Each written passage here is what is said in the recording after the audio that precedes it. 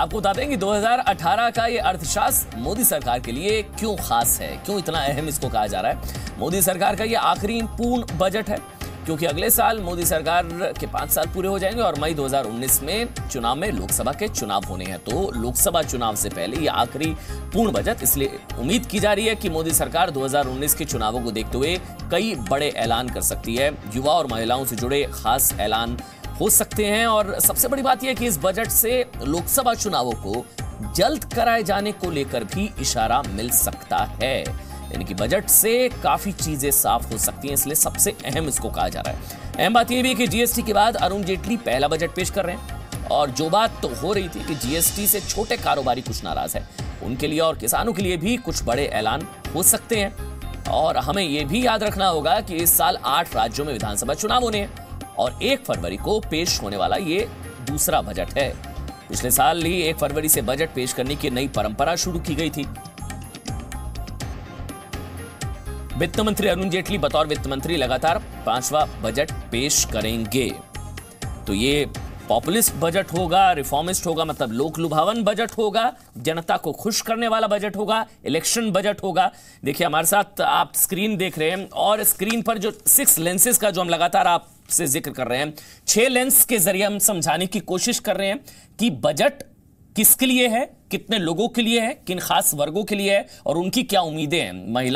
महिलाओं से हमारे साथ कुछ महिलाएं हैं, बुजुर्ग हैं, नौकरी पेशा देखिए 2 ही नजर आ रहे हैं, मतलब सारे नौकरी पर गए हैं, मतलब जो है बेरोजगारी वाली चीज यहां नहीं नजर आ रही है और सब लोग नौकरी पर गए हैं, 2 ही नजर आ रहे हैं। इसके अलावा किसान समाज से भी लोग हमारे पास हैं, युवा भी हैं और इसके अलावा कारोबारी हैं, छात्र हैं, बुजुर्ग हैं, महिलाएं हैं और साथ ही मेरे साथ एक बड़ा पैनल है जो कि टैक्स एक्सपर्ट्स हैं, फाइनेंस एक्सपर्ट्स हैं, कंज्यूमर एक्टिविस्ट हैं, नितिन सक्सेना साहब। लेकिन अगर मैं आप ही के पास आना चाहूं सबसे पहले अनिल अरोड़ा जी, ये जो बजट है इसमें आपको भी लगता है ये वोट का बजट होगा या नोट का बजट होगा? क्योंकि 2019 के लोकसभा चुनाव से पहले इसको संभवतः आखिरी बजट कहा जा रहा है। अनिल यादव जी।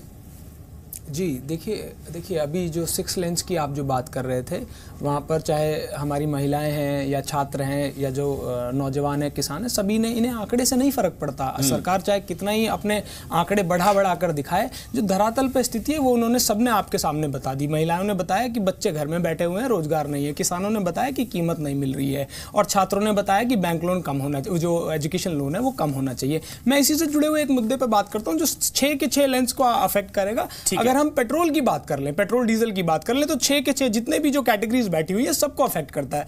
आज इंटरनेशनल मार्केट में पेट्रोल और डीजल का जो क्रूड ऑयल की वैल्यू है वो बिल्कुल घट गई है और आप देखेंगे हमारे देश में क्या हो रहा है, वहां पर पेट्रोल डीजल अब तक का सबसे महंगाई पे पहुंच गया है, जबकि जो 90% जो प्रॉफिट है, जो बीच का जो आंकड़ा, क्योंकि क्रूड ऑयल कम हो गया है और हमारे जो एंड कंज्यूमर है उसके लिए उससे ज्यादा बढ़ गया है, तो जो बीच का प्रॉफिट है वो आईओसी को दिया जा रहा है और रेवेन्यू में भी सिर्फ 13% का इजाफा हुआ है। हमारे साथ अमन सिन्हा भी हैं जो कि भारतीय जनता पार्टी के प्रवक्ता हैं। अमन सिन्हा जी, आपका स्वागत है जी न्यूज पर। मेरा पहला सवाल आपसे यही है कि आपने जो अलग अलग कैटेगरीज के लोग जी न्यूज पर हैं वो लगातार यही बात का जिक्र कर रहे हैं कि उनको किस तरह से संतुष्ट किया जाएगा। देखिए उम्मीदें बहुत ज्यादा हैं और सभी को संतुष्ट कर पाना आपके लिए कितना आसान, कितना मुश्किल?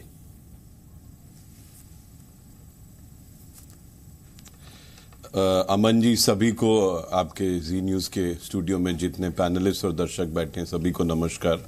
और स्वाभाविक है कि सभी की उम्मीदें हैं, मुझे भी उम्मीदें हैं आप ही की तरह और उसके अलावा मुझे पूरा विश्वास और भरोसा भी है कि जो 2018-19 का जो बजट आ रहा है उसमें जितने भी हमारे मित्र यहाँ साथी बैठे हुए हैं, चाहे महिलाओं हो, चाहे युवा हो, चाहे किसान हो, चाहे कारोबारी लोग हों, सैलरीड क्लास हो, सभी लोगों के जितने भी मुद्दे हैं आप देखिएगा कि ये बजट सभी को एड्रेस कर पाएगा और सभी को कुछ ना कुछ बेनिफिट और रिलीफ जरूर मिलेगा।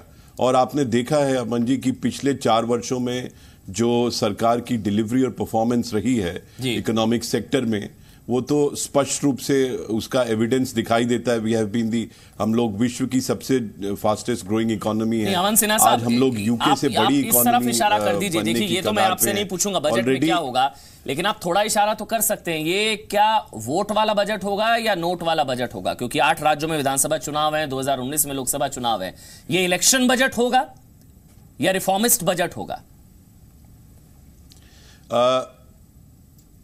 अमन जी, ये बजट जो है ये भारत की जनता को समर्पित होगा और उसके हित में जो होगा वो करेगा। पर मैं ये जरूर कह सकता हूं, क्योंकि आपने स्पेसिफिकली पूछा, जो कोर एरियाज हैं जिनको ये बजट एड्रेस करेगा, जो एग्रीकल्चर का एरिया है, जो इंफ्रास्ट्रक्चर का एरिया है, जो एजुकेशन का एरिया है, मुझे लगता है हेल्थ सेक्टर में भी जो एलोकेशंस वगैरह हैं वो भी आप देख सकते हैं। कोई नई अगर यूनिवर्सल हेल्थ स्कीम और इस तरह की कोई चीजें हैं तो उस तरह की भी उम्मीद है, और इसलिए मुझे लगता है काफी सर्वव्यापी ये बजट होगा। और जैसे हमारे मित्र बोल रहे थे, किसान भाई कह रहे थे, प्रधानमंत्री नरेंद्र मोदी जी ने स्वयं कहा है कि हमारा टारगेट है एग्रेरियन इनकम्स को सप्लीमेंट करना, कॉम्प्लीमेंट करना और 2022 तक उनको डबल करना एटलीस्ट।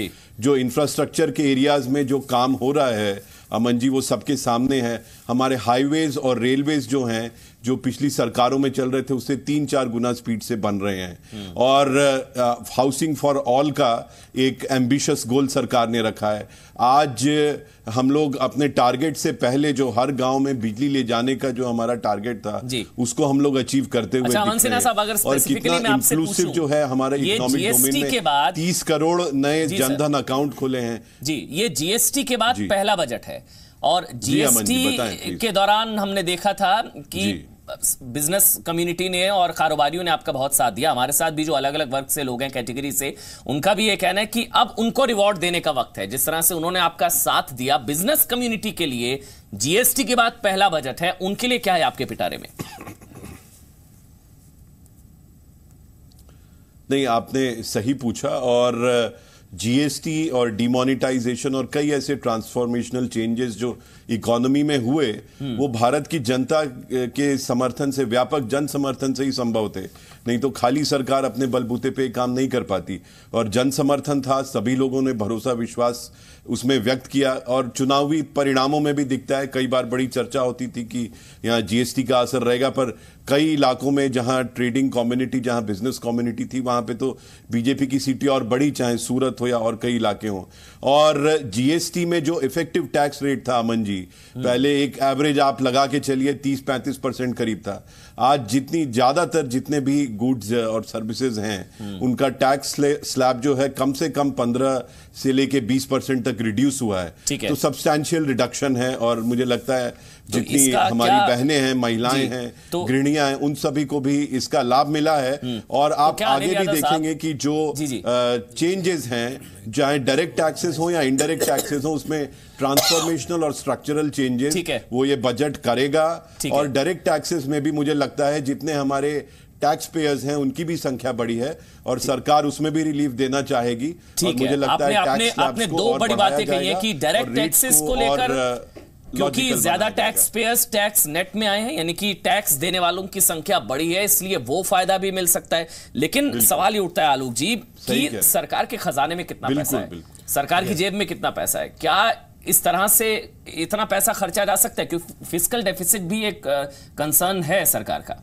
देखिए, मैं एक बात जोड़ना चाहूंगा अमन सिन्हा जी जो कहा। एक तो आपने कहा सही है कि एक रिसोर्सेज की एक लिमिट है भारत में, अपेक्षाएं सबकी बहुत ज्यादा है। लेकिन मैं अमन सिन्हा जी अपने साथ हैं, इसलिए मैं उनसे भी ध्यान दिलाना चाहता था कि उन्होंने बहुत सही बात कही। एजुकेशन और हेल्थ सबसे ज्यादा प्रायोरिटी जो पूरे देश की अपेक्षा है, लेकिन उसका कार्यान्वयन जो है वो राज्य सरकारों के तहत होता है। तो क्या ऐसी उम्मीद की जानी चाहिए अमन सिन्हा जी, जिससे कि नेशनल लेवल पर, चूंकि देखिए इंटेंशन आपका प्रधानमंत्री का, मोदी जी का बहुत अच्छा है कि भाई लोगों को राहत मिले, लेकिन उदाहरण के लिए है, आम आदमी पार्टी ने दिल्ली में कहा कि हमें एजुकेशन लोन मिलेगा, पता चला कि बैंकों ने जाके वहां बताया कि नहीं साहब, ये तो आप उसके बाद 1-1.5% आपको ज्यादा ही मिल लगेगा, इससे कम में आपको लोन मिल सकता है यदि आप वैसा लोन सरकार वाला न ले।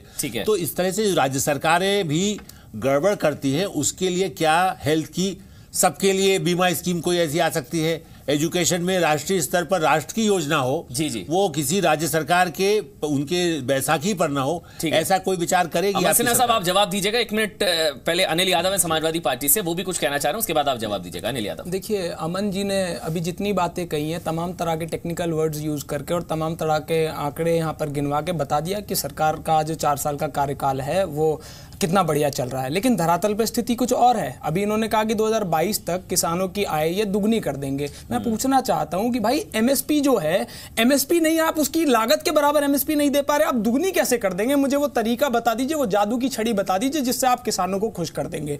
आप तमाम तरह के जो टेक्निकल वर्ड्स यूज करते हैं, डिजिटल इंडिया आपका फेल हो गया, स्टार्टअप इंडिया आपका फेल हो गया। आप एजुकेशन की बात कर रहे हैं, आपने 20 नहीं, देखिए एजुकेशन में 4 साल में बता दें कि कितने नए इंस्टीट्यूट्स बने, कितने नई यूनिवर्सिटीज बनी है, कैंसर संस्थान कितने बढ़ गए हैं। आज छात्र जो बैठे हुए हैं, ठीक है, अधिकतर देखिए, जवाब ले लीजिए। अमन सिन्हा साहब, आप कुछ बोलना चाहेंगे? उसके बाद जो लोग हमारे साथ हैं उनके पास आऊंगा, आप जल्दी से जवाब दे दीजिए।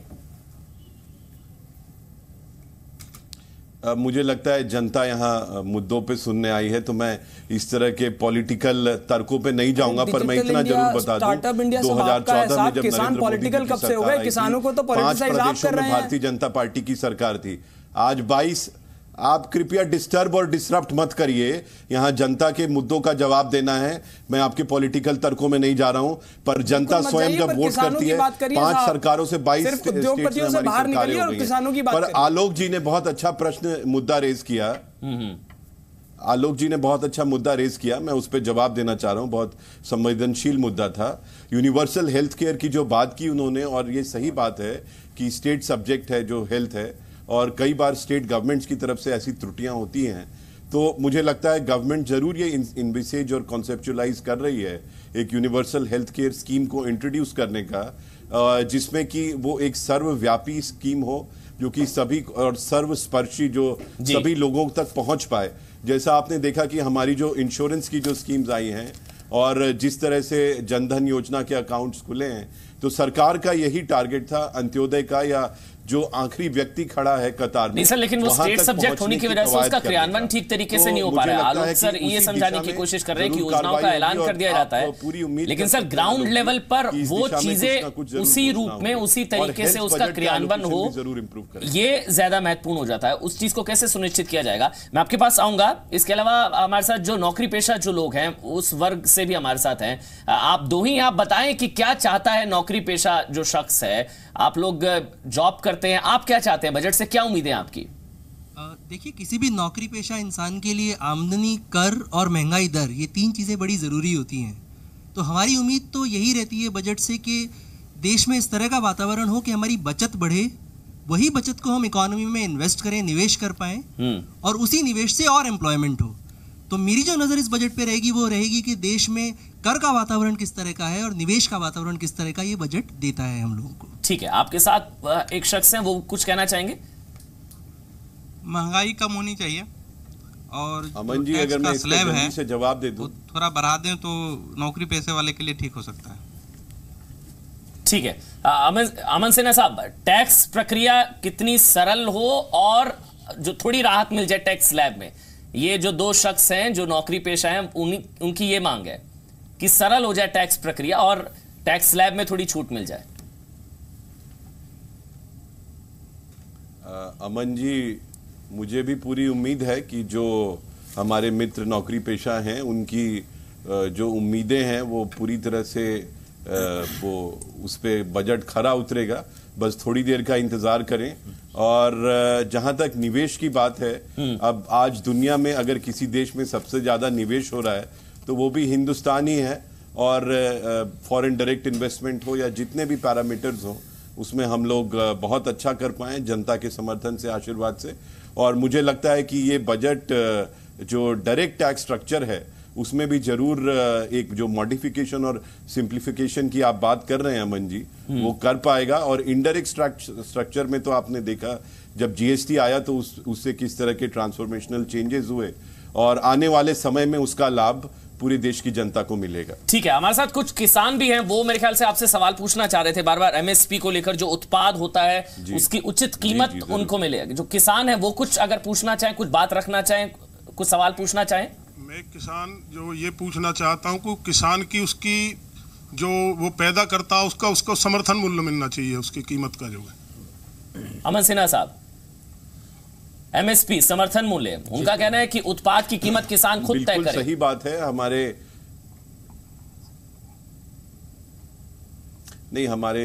किसान भाई जो हैं जितनी मेहनत करते हैं, जितना समय शक्ति लगाते हैं वो देश की सेवा में, उतना उनको उस हिसाब से जो है रिटर्न्स नहीं मिल पाते। ये तो वास्तविकता है।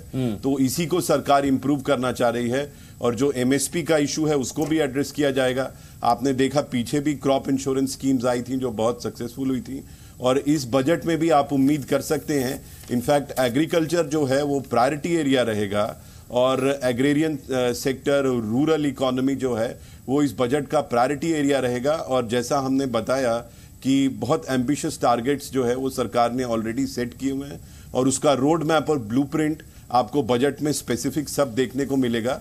और मैं ये अश्योर करना चाहूंगा कि हमारे किसान भाइयों के जितने भी मुद्दे हैं वो इस बजट में टॉप प्रायोरिटी रहेंगे। आप बस थोड़ा इंतजार करें। टॉप प्रायोरिटी रहेंगे किसानों के मुद्दे, किसान वर्ग से भी हमारे साथ कई लोग हैं। कई नई स्कीम्स भी उसमें जरूर आएंगी। जी, कुछ आप पूछना चाहते हैं? कोई आपके मन में शंकाएं हैं? आप कुछ चाहते होंगे सरकार से, बजट से कुछ अगर आप पूछना चाहें या आपकी कुछ उम्मीदें, कुछ चाहते हैं आप बजट से?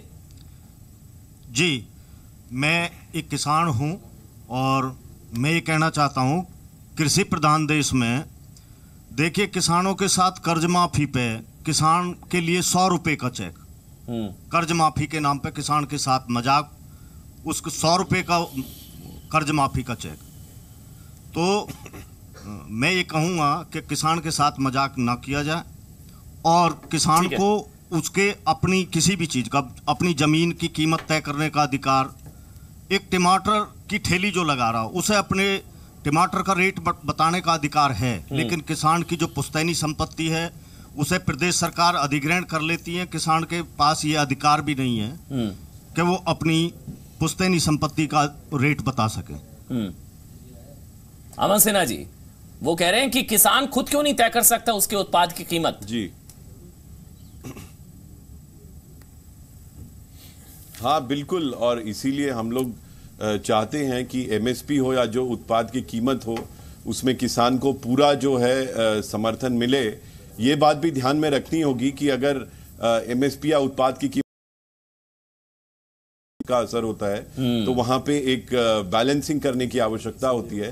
पर स्पष्ट रूप से सरकार का ये एजेंडा है और प्रायोरिटी पे है और इसीलिए मैंने कहा कि आप देखेंगे एग्रीकल्चर सेक्टर को, अगर ये बजट किसी सेक्टर को सबसे ज्यादा एड्रेस करेगा और किसी के हितों की सबसे ज्यादा चिंता करेगा तो भारत के किसान हैं। और जहां तक लैंड एक्विजिशन की और इन सब मुद्दों की बात हुई, अब लैंड एक्विजिशन एक्ट तो इतना ज्यादा प्रोग्रेसिव और इतना रिवॉर्डिंग हो गया है और वहां किसानों को चॉइस भी है अगर वो अपनी जमीन नहीं देना चाहते।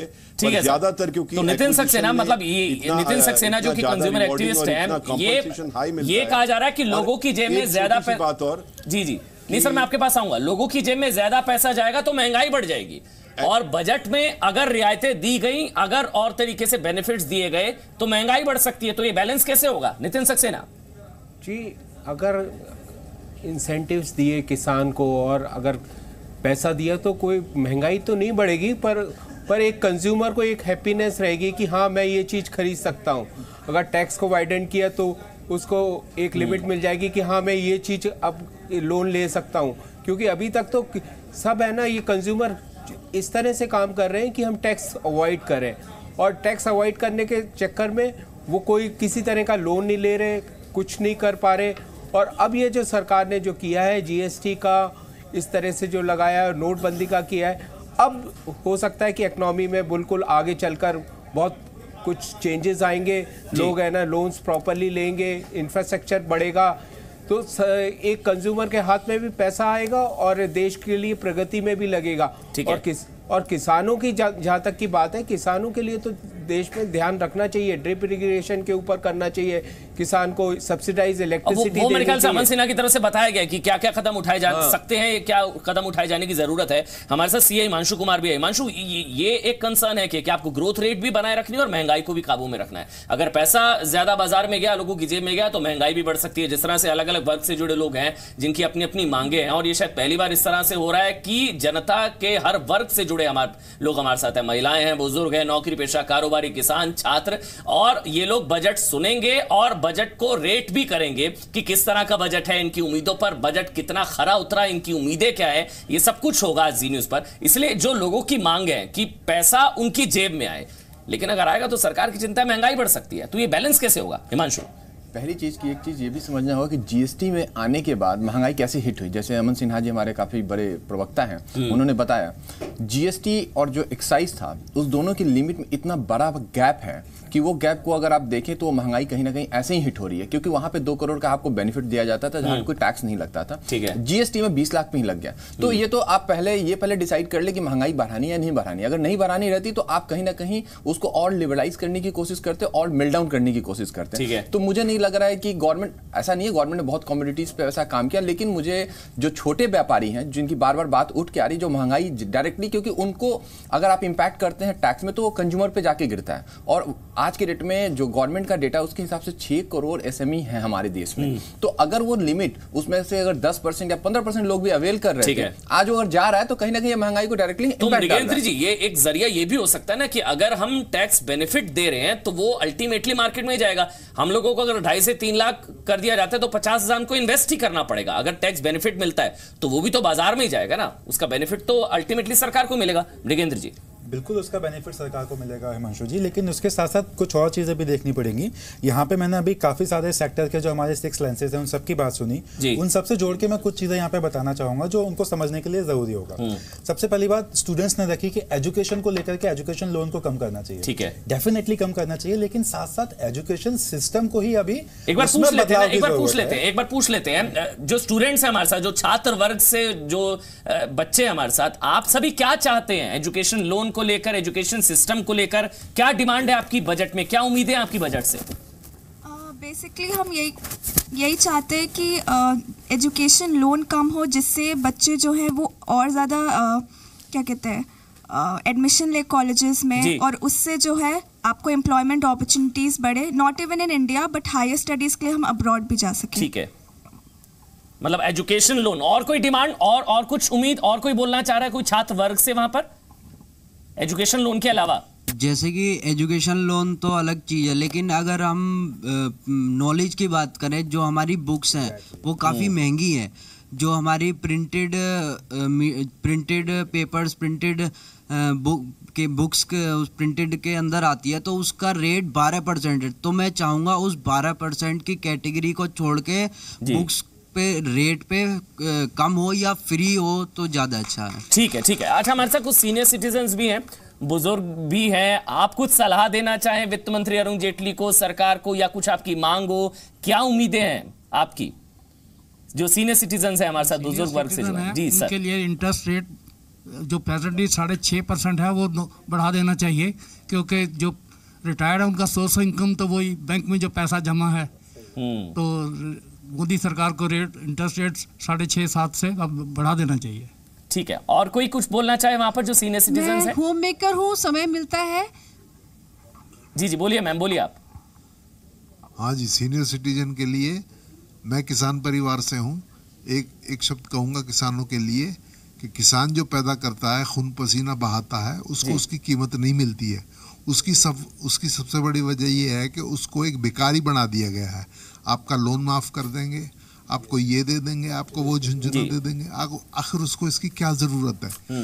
अब ये है कि किसान लौकी पैदा कर रहा है जी, और वहाँ उसकी लौकी 2 रुपये धड़ी बिक रही है, यानी कि 20-30 पैसे किलो बिक रही है। और शहर में जो कंज्यूमर लौकी खरीद रहा है उसको 20 रुपये किलो मिल मतलब रही है। ये बिचौलियों की दिक्कत है ना आलोक जी? ये किसानों का जो उत्पादन।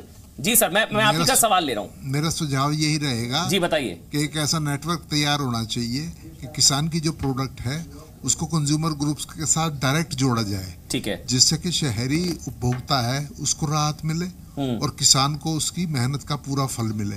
ठीक है। दूसरी बात सीनियर सिटीजन के लिए ये है कि सीनियर सिटीजन ज्यादा एग्रेसिव इन्वेस्टमेंट नहीं कर सकता, वो ज्यादा रिस्क नहीं ले सकता, तो बैंकों में उसके लिए रेट अच्छा होना चाहिए। उसको उसका जो इंटरेस्ट है उसमें टीडीएस का जो टैक्स बेनिफिट है उसमें छूट होनी चाहिए जी। जिससे कि उनको आसानी रहे। देखिए बहुत अहम बातें हैं ये कि महिलाएं क्या चाहती हैं, बुजुर्ग क्या चाहते हैं, नौकरी पेशा क्या चाहते हैं, कारोबारी क्या चाहते हैं, किसान क्या चाहते हैं, छात्र क्या चाहते हैं। मतलब इनके अलावा शायद ही कोई होगा जिनकी बजट पर नजर होगी। हर वर्ग के लोग हमारे साथ हैं और बुजुर्ग बता रहे हैं कि जो इन्वेस्टमेंट होती है उस पर रेट ऑफ इंटरेस्ट बढ़ा दिया जाए। जो किसान भाई हैं वो ये चाहते हैं कि एमएसपी जो है यानी कि जो उत्पादन उनका है उसकी उचित कीमत उनको मिले। और बिचौलियों की भूमिका, आलोक जी, ये मेरे ख्याल से सबसे बड़ा मुद्दा है जो सरकार भी समझ रही है कि बिचौलियों की भूमिका जितनी कम हो या खत्म हो या कम हो ताकि किसानों को उचित मूल्य उनका मिले। एमएसपी नहीं मिल पा रहा मेरे ख्याल से अभी।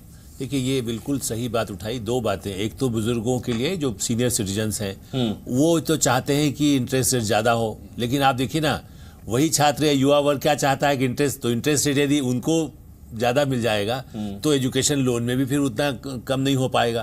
तो थोड़ा सा इनको कैसे समानांतर इसको जोड़ा जाए होगा। और दूसरा आपने जो बिचौलिया वाली बात कही ये सही है असल में, इसीलिए जो एक मुद्दा अमन सिन्हा जी ने भी जिक्र किया, सड़कें यदि जाल बिछेगी, लोग ट्रांसपोर्टेशन की सुविधाएं यदि गाँव से नहीं है, चाहे वो अनाज पैदा करे, फल पैदा करे, सब्जी पैदा करे, तो ट्रांसपोर्टेशन कैसे सस्ता हो, परिवहन की कैसे सुविधा हो कि डायरेक्ट वो मार्केट में। एक और स्कीम जिसकी बार बार मांग हो रही है कि यदि वो यूपी में पैदा कर रहा है केरल में भी बेच सके।